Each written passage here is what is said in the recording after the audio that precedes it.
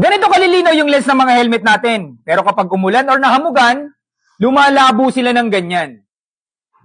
So madulas na nga yung daan, malabo pa yung vision natin, delikado yan. Kaya meron ako na-discover dito ngayon na ang gandang solusyon sa mga ganitong lens natin. Ito yung anti-fog glass cleaner natin na ang dali lang niyang gamitin. So dito ngayon, isprayan natin itong kalahati hindi, para makita natin yung kaiba nila. So lagyan natin ng ganyan.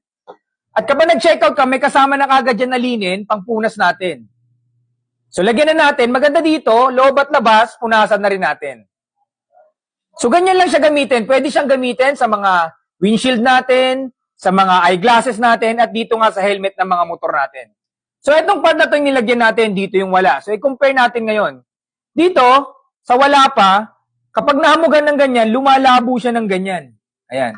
Pag dito naman sa nilagyan na natin, kahit anong tutok natin ng mainit na tubig, or kahit umulan man yan, huminga ka ng mainit,